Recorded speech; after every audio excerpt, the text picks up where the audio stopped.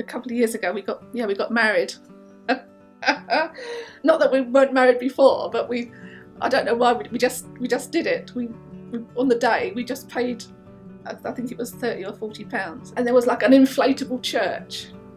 So we went into the inflatable church and it was all full of festival goers in their shorts and wellies, and they were the congregation. The church organ was brilliant. That was a big ghetto blaster with cardboard tubes sticking out the top of it, like the organ pipes. We did our vows and then we had a meal afterwards. Somebody painted my face, and there was a hairdresser there I could have my hair done. It's a different festival than the other ones because there's more to do. There's more activities to do rather than just listen to the music. But my son is a guitarist. I think following Matt around to various gigs, we got into the whole concert and gig scene and festival scene. So this year, as well as the Isle of Wight, we're doing Sonisphere, and there's also the I think it was the Hard Rock Calling in Clapham Common. I can't walk as far as I used to.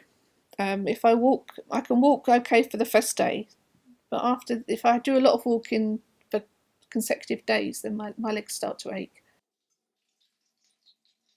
I mean, you can still die from it if it's not treated. I mean, because mine spread to the lungs, so if it wasn't treated, I wouldn't have made it much past 50.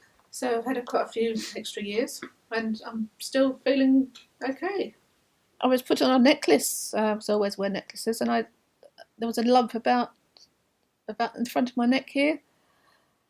So I went to the GP, and he referred me to an endocrinologist, and he did various tests, and I had an ultrasound scan, and I was told I had a multinodular goiter, and just to leave it alone. And it was only because the lump was getting bigger that I went back, and I said I wanted it taken out.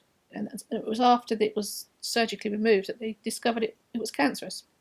I was at stage 4, which was the worst stage you could be at. It spread up to all the lymph nodes in the left side of my neck. So I had to have, after the original thyroidectomy, I then had to have a left neck dissection 2 years later. So I had 2 major operations and 3 radioiodine treatments before I was free of it. But I'm actually not free of it because it had spread to my lungs. And the reason it's not going is because I'd taken off thyroxine to suppress it. Another effect is my dry eyes. I had to have an operation on my left eye because the drainage tube that goes down to the back of the throat, that was all narrowed with the radiation. So every time I went outside in the cold wind, all my eyes watered because there wasn't the drainage tube. for the tears, wasn't it? Yeah, the drainage tube was blocked, so I had to have another operation on my eyes.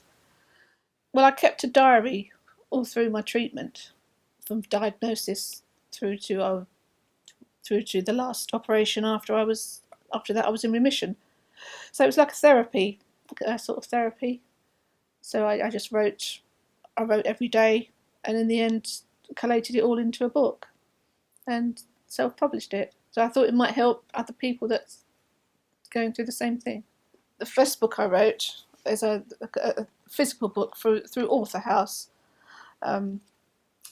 basically self-published. But the second one, the thyroid, living with thyroid cancer, is an e-book. Yeah, I think I only sell about 10 to 15 books every quarter. I don't sell that many because I don't suppose a lot of people haven't got it, so they don't buy it. It's only people that are diagnosed with it that I don't suppose there's that many that are being diagnosed. I don't know, because it's rare.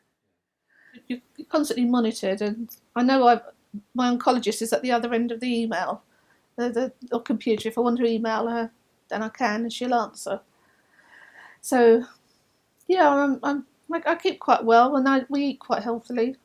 I don't eat any or drink any dairy, any milk, or I don't eat cheese. Again, because of migraines. So I find if I keep off of all those things, I don't get headaches.